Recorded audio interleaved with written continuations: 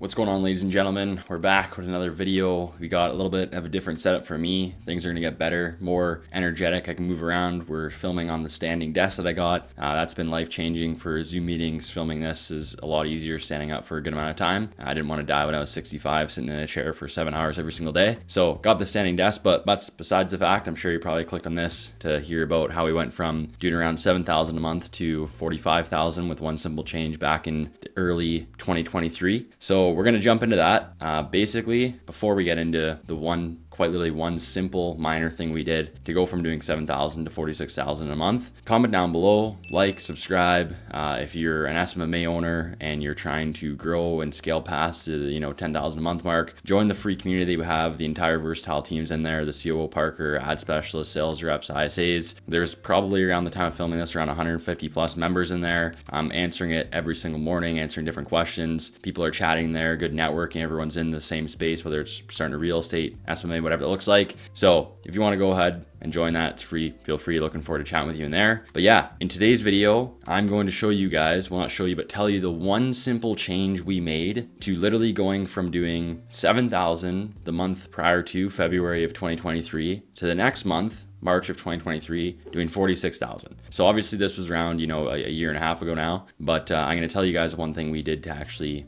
get that massive increase in revenue. So quick little backstory, throughout all of 2022 and obviously the early months of 2023, January, February, we were always hovering around that 3 to, 8,000 a month mark. We were doing 3, 4, 5, 6, 7, 8, never got past the 10. This was the first time I ever did over 10,000 a month, was literally going from doing like 6,800 in a month, and then my first ever 10,000 a month was going right to 46,000. So that's pretty crazy. Never really had that just over 10,000 a month story. But basically, yeah, for a year and a half, it was always could not get over 10,000 a month. Couldn't figure out what we were doing wrong or what was going on basically. And we made really technically 2 changes in the month of March. And obviously, yeah, I can't really say which one was the one that really got us to that point. I mean, assuming it's going to be from the offer perspective, but essentially, yeah, it was a while where we weren't doing over, 10,000 a month, but how we were operating throughout that time was strictly monthly retainers. So we were doing 3-month minimum agreements, and it was a, $1,000, $800, or $1,200 monthly retainer, maybe 500 too. I don't really remember the exact monthly retainer we were offering, but it was somewhere along the lines of that. So what was happening is that we would get people that would commit, they would pay for the first month, and then 45 days in, they'd be like, oh, something changed, or we're not seeing good conversations, and then they leave. So we lose that person, and then the next month we sign, a couple more people, but then, a couple more people leave the next month. No one was really committing to the 3-month agreement because it was irrelevant. Like, obviously, I'm not going to chase people down and go to small claims court for their $800 monthly payment for the next 2 months. Like, it's just not going to happen. So there was obviously no way to really scale that up at a decently quick pace because our service delivery wasn't the best at that time either. We were just losing people. We couldn't sign people as quick anyways. And we were just always doing around 3, 4, 5, 6, 7,000 a month. That was the primary reason behind that. So I'm sure if I would have invested in a mentor or something, you would have told me, hey, Carter, you're being an absolute idiot right now. Your service sucks and stop operating monthly retainers because it's clearly not working. But I did that for, a year and a half and was still obviously making good money because that is still making good money, more than I ever made for any other job. So I was like, whatever, I'll, eventually figure this out, the stubborn person that I am. Ended up watching a YouTube video, I'm assuming. I don't remember what YouTube video it actually was.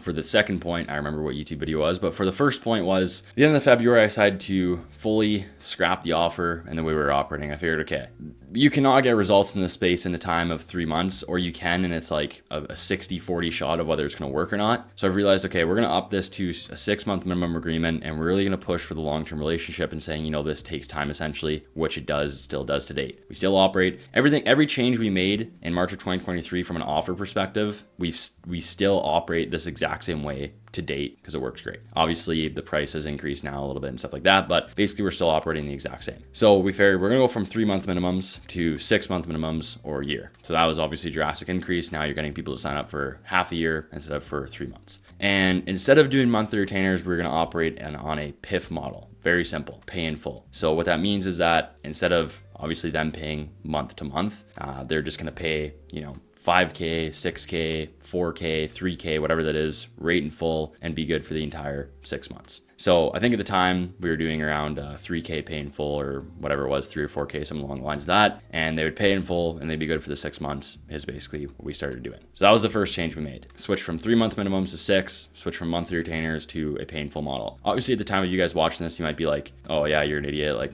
I started off my agency doing that. Or there might be a lot of you that's still operating on monthly retainers or some sort of pay per lead or pay per appointment or commission based model. And you might now switch to this. I've ran every single offer there is under the sun, monthly retainers, commission based, pay per appointment, pay per lead. And what I've realized now and where we're at is I want to control what we can control. I don't want to harass people about how's that appointment? How's this? How is this? Did this close? Where's that commission check? I want to know now that people are fully putting their trust in us. They're committing to the half a year. They've paid. We can get them a deal in the first, X amount of months. It pays for the entire agreement. And then for the next 3, 4, 5 months, it's smooth sailing and they're just in the green and now getting results. That's what I'm prioritizing now is long-term relationships and less stress essentially. So before I go on a tangent on that, those are the changes we made. The second change we made was a one line in a sales call. And I believe this helped a lot with the actual closing percentage I was getting. Shout out to Hunter C. Roy. That was the video I watched, one of his sales videos. He was going on a little tangent at the start and he said, basically a lot of the rebuttals I was getting was obviously the typical, I'm sure other people get it, I'll think about it, or,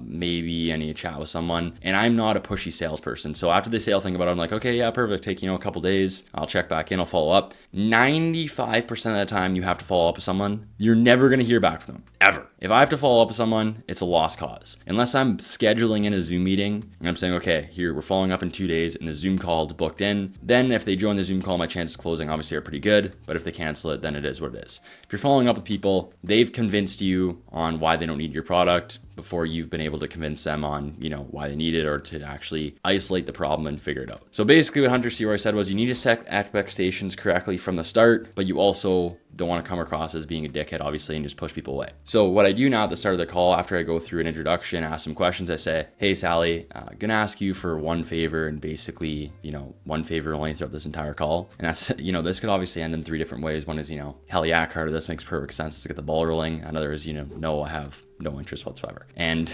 I just like to take the pressure off for everyone. If there is no interest, feel free to, give me a hell no or whatever it is that you'd like to say. All I ever ask from people is that I don't get the typical, maybe or I'll think about it, just very polite ways of telling me no essentially and getting off the call. So yeah, out of respect for your time, I don't want to waste your time. If you do have no interest, feel free to, give me a hell no. I'm a big boy, I can handle it. Now, if you're good with that, we're off to a great start. We can jump through the rest of the presentation here. So with saying that, I don't come across as a dick or like I'm trying to push for a sale. I'm just genuinely saying, yeah, listen, I don't want to think about it or maybes. We both know that that's just polite ways of telling me no. Expectations very clear from the start of the call. So now at the end of the call, they know that they can't hit me with a maybe or I'll think about it. So I can actually get down to the root of the problem, whatever that problem may be, if they are moving forward, whether it's a price, the timeline, whatever it is, we're going to actually figure it out at the end of the call. So those are the only 2 changes that I made. Changing the length of the agreement, changing from monthly retainer to a pay in full, the one line at the start of the sales call. So maybe it was I closed a shit ton more people with that one line because I didn't get as many rebuttals and I was able to close better. Mix that with also having the pay in full, close a lot more people, and I was collecting all the money up front. Literally went from doing, actually I'll share my screen and show you guys on Stripe so you know that I'm not just fucking talking about random shit. Keep in mind, obviously this was a 1.5 years ago, why I thought to film this video now. I think I always had in the back a mind to film it. I just never really have talked about money or anything along the lines of that, but with the free community and stuff like that, obviously this is what, people want to see. So share my screen. So as you guys can see on my screen, this is obviously my Stripe, Versatile Agency Incorporated. I don't know, I'm not gonna refresh it or any shit like that, but you can believe it or don't believe it, really doesn't, not gonna affect me in my life. So this is from February 1st to February 28th of 2023. So I don't know how long ago is this now, like I said, yeah, 1.5 years ago. We did 6,840 in gross volume. As you can see, 11 active subscribers, 12 successful payments. The MRR was basically what we were running off of. 1 new customer, and nothing really crazy happened. So now if we change this from February to March, as you can see, we did 45,845 in gross volume. That was the first time I've ever done over 10,000 a month, which is nuts. Going from 1.5 years of doing 5, 6, 7, 8 to quite literally a month jump of 6,800 to 46,000 basically was insane for never doing over 10,000 and then skipping right to that. Those are the two changes I made. Obviously, things have changed a little bit with time now. There's a lot of other agencies out there, a lot of people doing a lot of stuff. So you still have to have a phenomenal offer, still have to have a good sales presentation, still have a good online presence. But figured I'd share this with you guys. I'm going to be posting a lot more stuff regarding what we're at now, a lot more, I guess, valuable information, or you guys are going to see a lot more of the back end here coming up at the end of this year. We got some fun plans. The reason being for this and showing and talking about this kind of stuff now is because we got some fun plans for the new year, with also having the free community and stuff like that. I just want to show people some actual value advice where we're at and whatnot. If you don't believe this, don't. I don't know why you really wouldn't, but it's not going to affect me. I'm going to show you guys the stripes and stuff like that. I appreciate each and every one of you. Subscribe, comment down below, join the free community. Hopefully we can chat one day, and enjoy the rest of your day. Peace.